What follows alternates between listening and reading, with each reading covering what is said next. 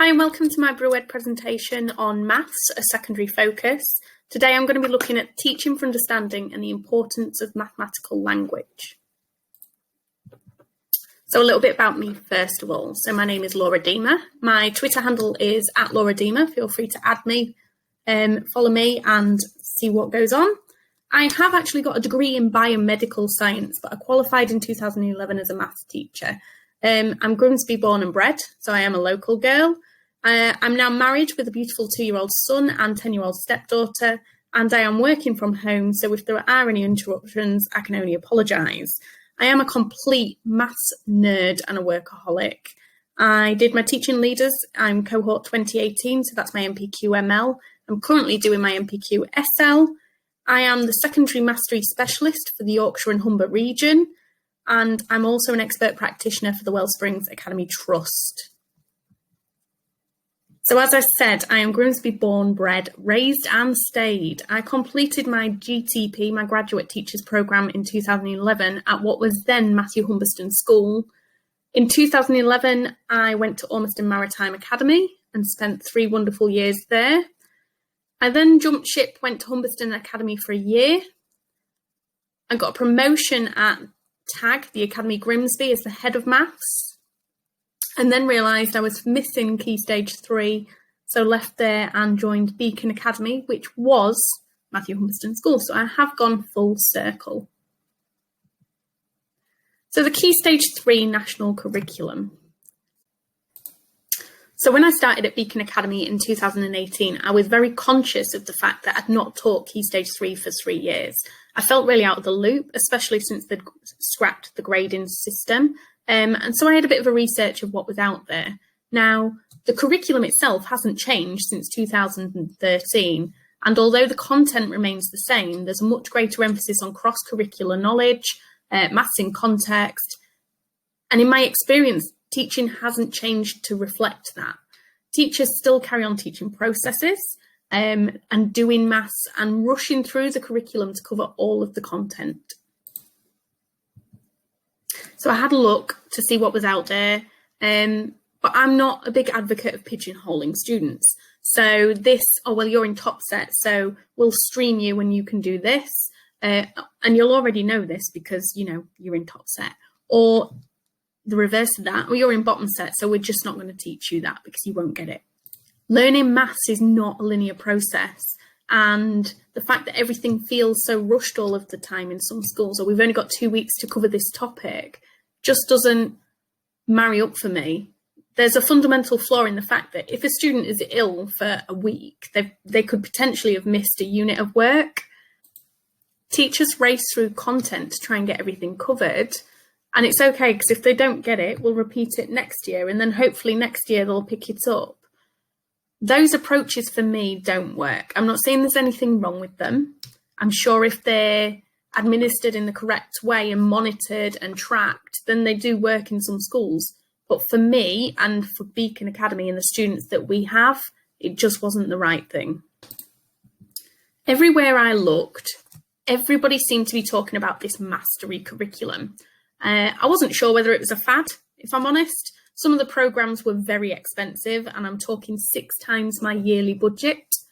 And I just kept thinking, if it's so beneficial for the students, why are companies charging extortionate amounts of money? Because you're disadvantaging the schools that don't have that kind of funding. So with further research, I stumbled across the Maths Hubs and finally some free collaboration. Now, the downside is the size of the region. The areas that are covered by the Yorkshire and the Humber region stretch from Wakefield, Kirklees, Hull, North Lincolnshire and North East Lincolnshire, and the hub itself is based in Doncaster, Adwick. It puts a lot of our local schools off, I think, because if you want to travel to those workshops or meetings, you are travelling for 1 hour and 10 minutes.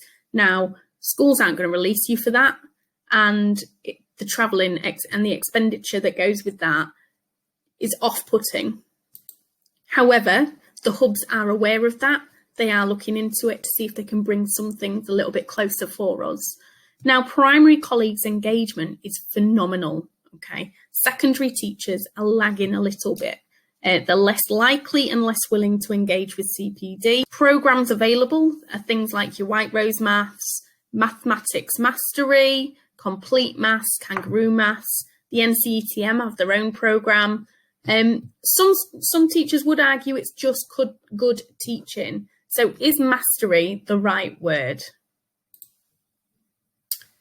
So mastery is not a new idea. Benjamin Bloom in 1968 was the first person to reference mastery. And it appeared to be greater for lower attaining students and depended on a number of factors, including which mastery approaches were used, which tells us already there were different approaches to operationalise Bloom's ideas. There's been extensive web-based advice on mastery and research into different approaches. And I think this quote from Dylan Williams is key to remember, that everything works somewhere, but nothing works everywhere. Now, I believe that mastery is probably the wrong word, and that's where it's become a bit of a fad word. People have misunderstood what the purpose of mastery is. It's not a program that you buy and follow. It's not just for particular year groups. It's an end result to an approach of teaching for understanding. Now, I've spoken to people before that will say, we do mastery in year 7 and 8, but we don't do it for GCSE classes. If that's the case, I feel like they've misunderstood the term. It's about getting rid of the tricks, otherwise you end up with rules that only apply to one thing, and students can't connect it to anything else. And maths shouldn't be about rules anyway, because there's just too many to remember. If you build them connections, they can use what they already know to connect it to other things. So mastery means that learning is sufficiently embedded, deep, connected, and fluent in order for it to be sustained, built upon, and connected to. The NCETM defines mastery as pupils acquiring a deep, long-term, secure and adaptable understanding of the subject. The phrase teaching for mastery describes the elements of classroom practice and school organisation that combine to give pupils the best chances of mastering maths.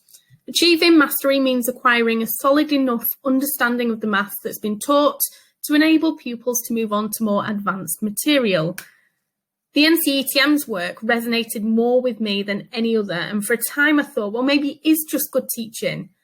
Over the past year, on my journey as a secondary mastery specialist, I've realised actually it's more than that. So we're just going to look at some true or false questions. So true or false, mastery says that pupils are either born with the maths gene or just not good at maths. That is false. A belief that all pupils are capable of understanding and doing maths given sufficient time, with good teaching, appropriate resources, effort and a can-do attitude, all children can achieve in and enjoy mathematics. True or false? Mastery says that there is one set of mathematical concepts and big ideas for all. That is true. You cannot restrict students, otherwise it's a self-fulfilling prophecy. They may just need more time, they may need alternative methods, but all pupils need access to concepts and ideas and to the rich connections between them. Maths is maths, and the key ideas and building blocks are important for every student. True or false? Mastery says that challenge should be provided through acceleration into new content. This is false. The class work together on the same topic, whilst at the same time addressing the need for all pupils to master the curriculum. Challenge is provided through depth rather than acceleration into new content, and this is supported by the national curriculum aims. True or false? Mastery says that you don't move on until every child in the class can get 80% or more in a test. This is questionable, okay? So this depends on what term of mastery you understand. So Mark McCourt says this is true, and Bloom also worked on this foundation. However, the NCETM refute this. More time is spent on teaching topics to allow for the development of depth. Carefully crafted lesson designs provide a scaffolded conceptual journey through the maths, engaging pupils in reasoning and the development of mathematical thinking. But it's not about getting the whole class 80% before you move on. True or false, Mastery says that you should be able to apply knowledge in unfamiliar situations. This is true. AO3, problem-solving questions. Mastery involves knowing why as well as knowing that and how. It means being able to use one's knowledge appropriately, flexibly, and creatively to apply it in new and unfamiliar situations. So what about OFSTED? The national curriculum makes it clear that the majority of pupils are expected to move through the programme of study at broadly the same pace, which reflects a mastery approach. In all key stages, pupils who grasp concepts rapidly should be challenged through rich and sophisticated problems before any acceleration through new content. Again, reflects a mastery approach. They're of the belief that all pupils should achieve it, including and especially pupils from disadvantaged backgrounds, and a mastery of maths approach is a vehicle for catching pupils up and keeping them caught up. Jane Jones, who works for OFSTED, believes that differentiation is likely to be more subtle. There's different depths, different approaches, different support and challenge and questioning. So a good tip would be to listen to Craig Barton's podcast with Jane Jones. And we had a recent OFSTED. We were OFSTEDed in March this year. We had a maths deep dive. We got a rating of good, and there was a particular emphasis on the maths curriculum and the way we structured our maths curriculum, which is what we did. So I had a look around, couldn't find anything I liked, and decided we needed to develop our own. We were in a great position. I've got a very supportive senior leadership team that are behind us. We've got a small but strong and new maths team. We've got growing student numbers. So I completely stripped the curriculum bare and we started from scratch. If you've done any work with the NCETM or have been involved with the Maths Hub, you will have seen these 5 big ideas. Now, these are what the NCETM believe Teaching for Mastery incorporates. So it's representation and structure, mathematical thinking, variation and fluency. And through all of those themes, you've got coherence running all the way through, which is small steps are easier to take. Now, this diagram is presented to both primary and secondary because they're of the belief that teaching styles should be consistent and the same, regardless of key stage.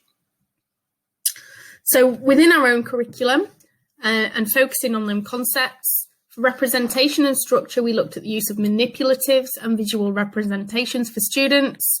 For variation, we looked into intelligent practice, standard and non-standard examples, and what it is and what it is not. For mathematical thinking, we are promoting reasoning and discussion and use of mathematical language. For fluency, we looked at family of 4, what else do I know, so derived facts, and coherence, we started as a team looking at key learning points and S-planning to break learning down. So I really like this quote from William that says, memory is the residue of thought, so it will stick if we make them think about it. In terms of the derived facts, it comes from a paper called Low Attainment in Mathematics by the Nuffield Foundation. So if you wanted to do any further reading, fluency and derived facts link in with that. So while we was developing our own curriculum, our main focuses were on getting it right the first time and going into greater depth with students. So it wasn't about rushing through content, it was about pacing the students so that they understood it and moving on when it was the right time. We've looked at some other research areas, so interleaving, space learning, retrieval practice, and making sure we've got a consistent pedagogy across the department and we sit and collaborate together every week. So the first focus is representation and structure. So you will probably have seen this diagram before with the concrete, pictorial and abstract, but included in this one is language as well, because language is key. Now, primary schools are really good at doing the concrete, pictorial, abstract, and then they seem to get to the secondary school and we forget all that and we go straight for the abstract. So using representations and structures isn't a natural process for secondary school teachers. Students abstract questions all the time, as a lot of schools do, particularly if they're in the top set. Your algebra, we just give them the abstract questions, and we teach the rules and the processes and it doesn't appear to be a problem because students tend in the top sets to pick up them processes quickly and apply them correctly. However, they are lacking that deeper understanding of the concept and the why, and they can't then apply it to anything else. So representations are not just for low attaining students, they are suitable for all students. They don't have to be expensive. You don't even have to have the physical manipulatives. You can have exposure through MathSpot, which is a Jonathan Hall website that's free of charge. For coloured counters, double-sided counters, you can use coloured card and a circle cutter that punches the circles out. You can download various different printable resources, including algebra tiles, prime factor tiles, things like that. And I'm going to go through some of these representations in a minute. And just exposing them to the underlying concept through visual representations lets students make those connections that we can't teach. We can't teach all of these connections. So these are your double-sided counters. Now, I'd not come across double-sided counters until I started my work with the Hub. And they started with directed number, and I thought, this is very basic. We don't have to teach children at secondary school how to add and subtract negative numbers. We do. And even top set students, when you get to year 11, are still making mistakes. And that is because they don't understand the underlying concept. So you will see from the diagram on the left that we've got 3 yellow counters and 5 red counters. They use a consistent approach of yellow being positive and red being negative, and work on this idea of 0 pairs. So a yellow and a red together is a 0 pair. And children are then familiar with that. You can have the physical counters for your concrete. You can go pictorial and the students draw the counters.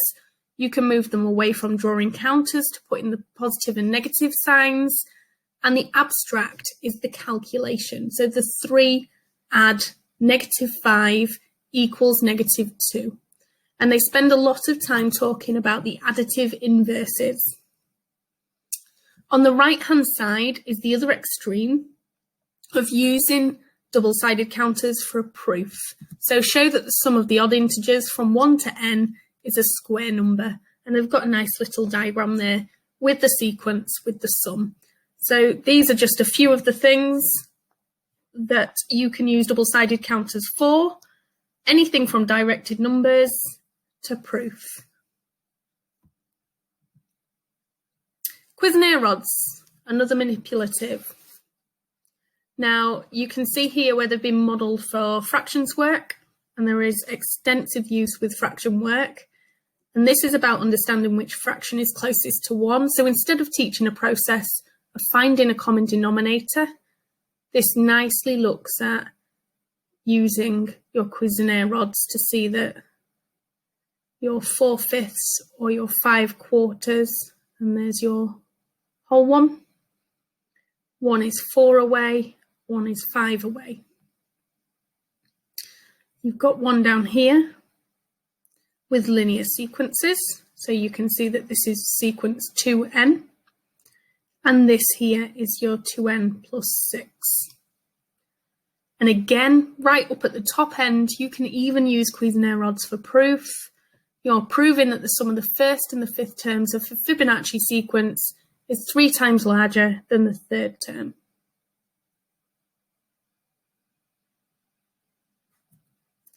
Dean's blocks. So these are probably more of the basics. So this is addition, subtraction, and multiplication. And just using that visual aid alongside your abstract calculation really supports some low attaining students. You can then link these to algebra tiles, and algebra tiles is my next slide, so you may see the link. And again, algebra tiles you think of as being something you would use with just top set. However, you can use them for something as simple as simplifying expressions, the same way you've used your double-sided counters and directed numbers. You can look at expanding brackets and quadratic brackets. You can also look at factorising and completing the square. Now these are prime factor tiles.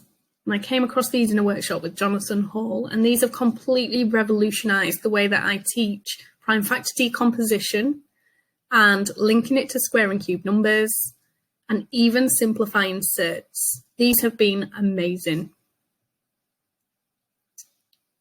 Now, this calculation here is to calculate the smallest integer that is a multiple of 1, 2, 3, 4, 5, 6, 7, 8, 9, and 10. And you will see that you put your 2 in, you go to 3. Next number would be 4, but actually I've already got a 2. So for it to be a multiple of 4, I just need to times it by another 2. Next number would be 5. Next number would be 6, but I already have that in my 2 times 3. 7, which is here. Then 8, but I already have 4, so I only have to times it by another 2 to get 8. And then 9, but I already have 3, so I only have to times it by another 3. And then 10, which is already in here, because I've got 2 times 5. So if you multiply these numbers together, you will find the smallest integer that is a multiple of 1, 2, 3, 4, 5, 6, 7, 8, 9, and 10.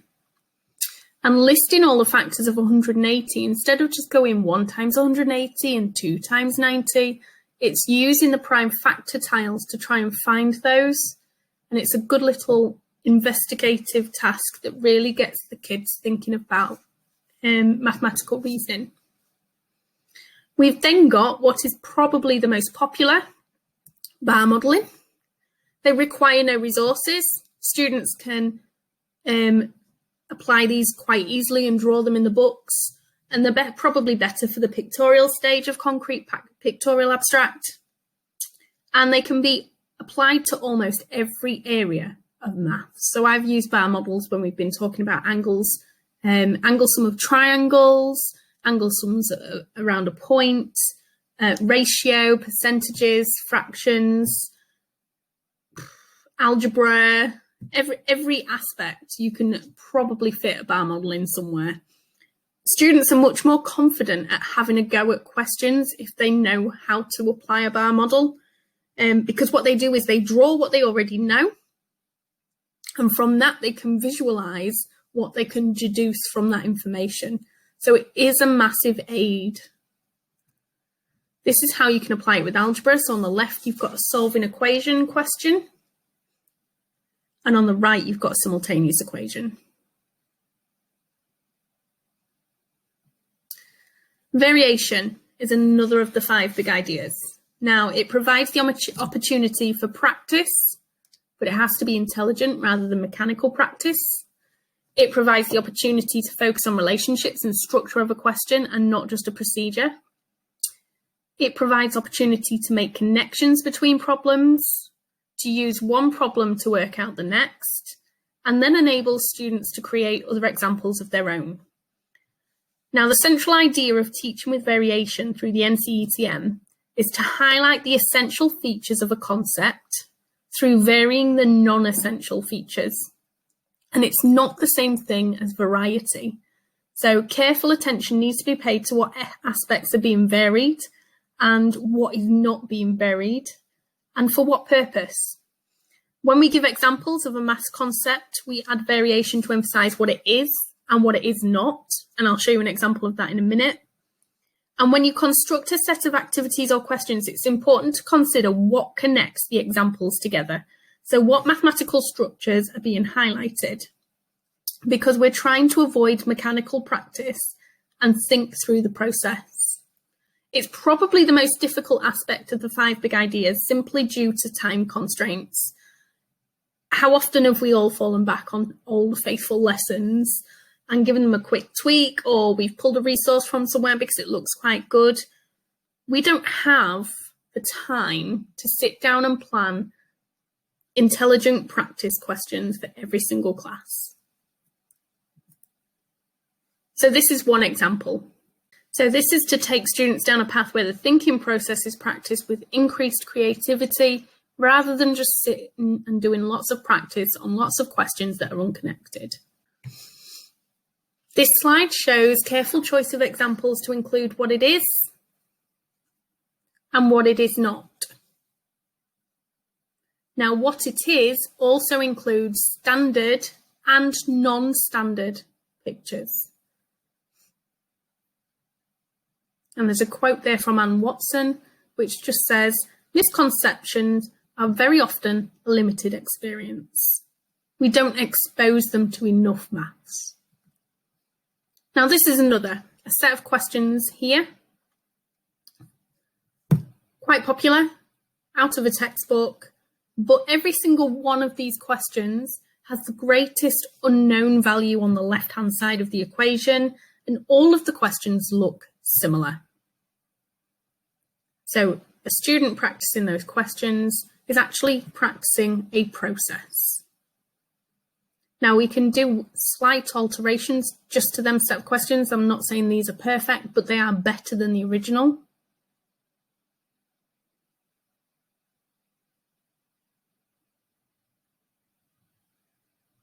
So just by tweaking them ever so slightly, we can improve that set of questions. Same here. Questions on the left would be used to practice subtraction. However, there are no connections between those questions. So with a little bit of tweaking and reordering, we can make those a set of questions that give the students much more to think about. So 120 subtract 90, how does that then connect to the question after that? And students are really then unpicking that connection. Same here. We've got a set of division questions. And then they've linked the dividing to the multiplication of the reciprocal. Now at secondary, we're not explicit with that. We do not teach the connection and expose students to that.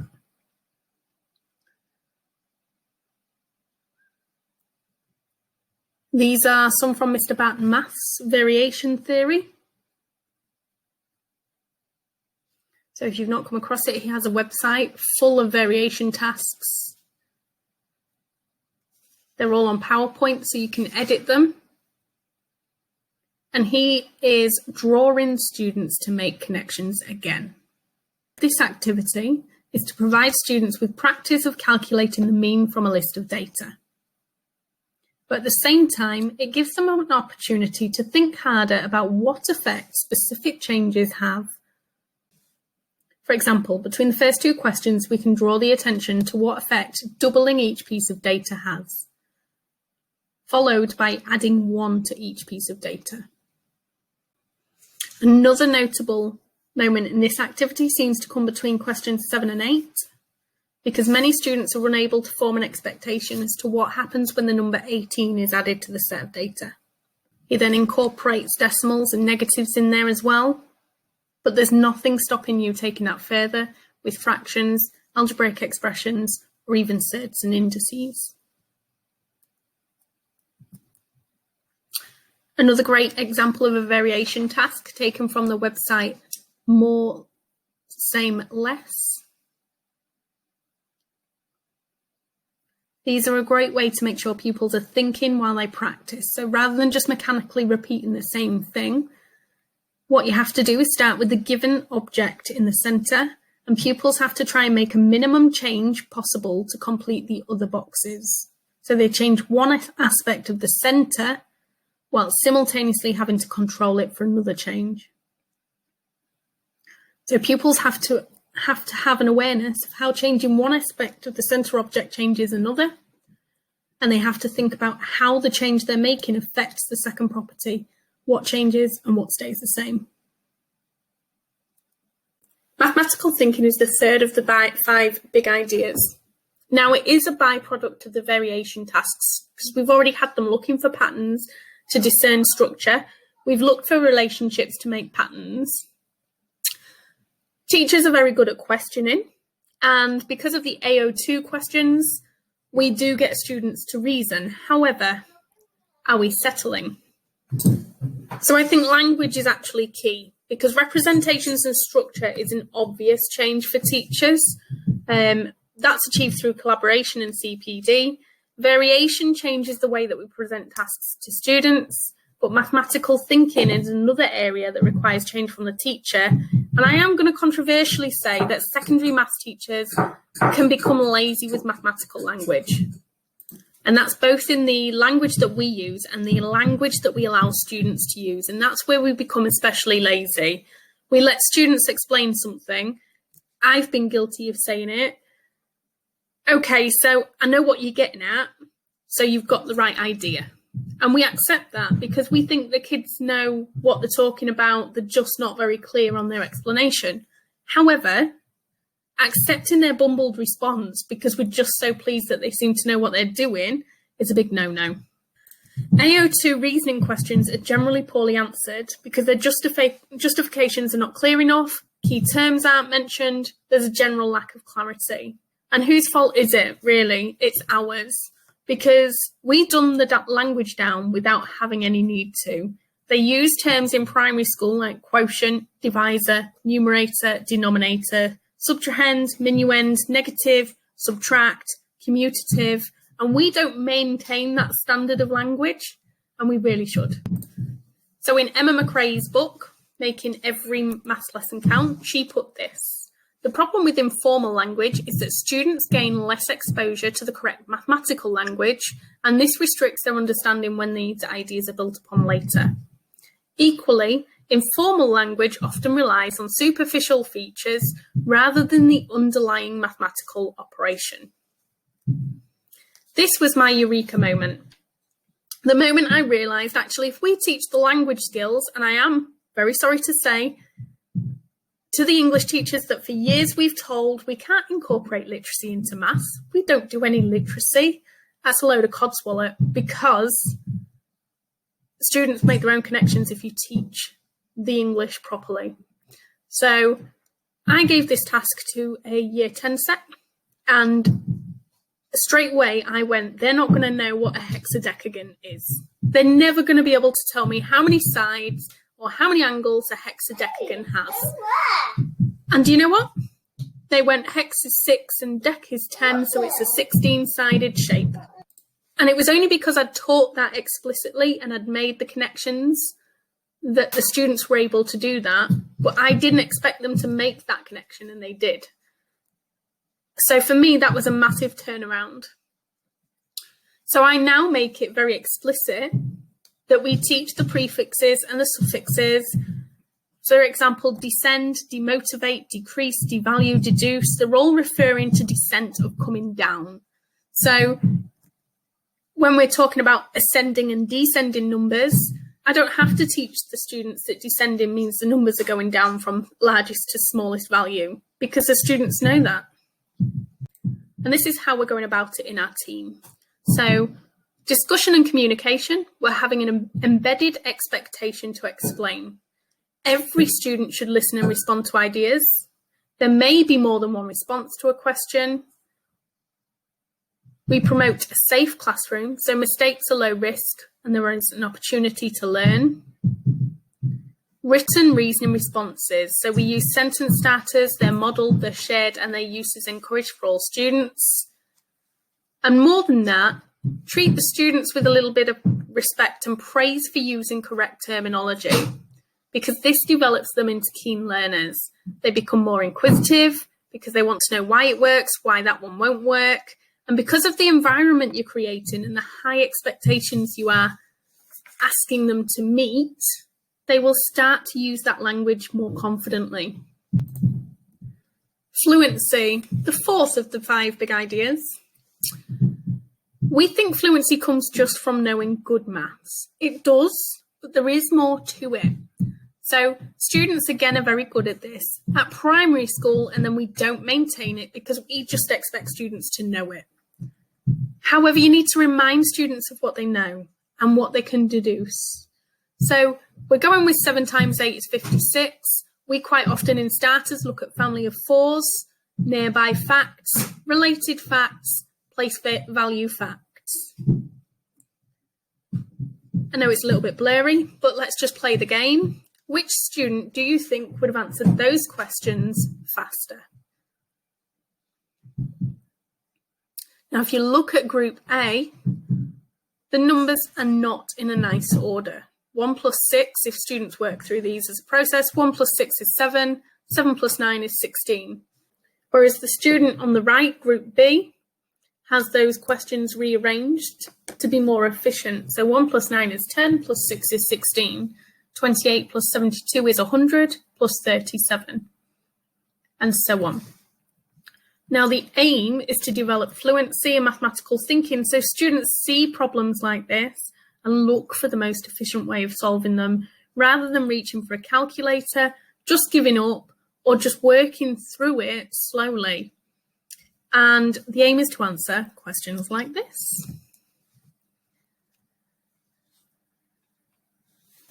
Now, I've been working on these, well, up to lockdown, I would say a year, with my top set year 8. And to start with, they were just working it out. Now they're making them connections. So they're noticing that 12.5 times by 8 would be 100, and timesing that by 3.2.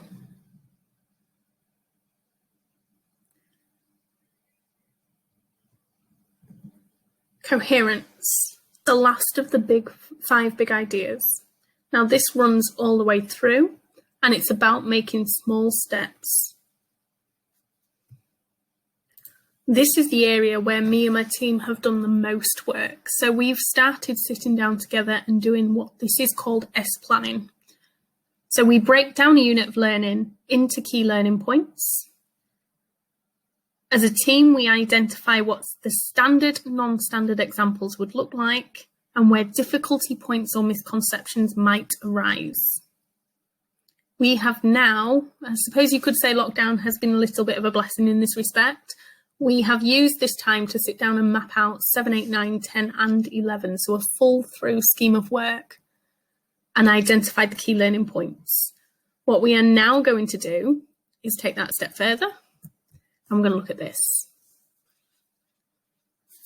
So this is not the standard sense of planning. We don't do lesson plans as such, but what we do is include what representations and structures you might include in your lesson. What it is not, so making sure you're addressing all those difficulty points, applying concepts in new and unfamiliar problem solving situations, and sitting together and collaborating on this. It's no good doing this on your own.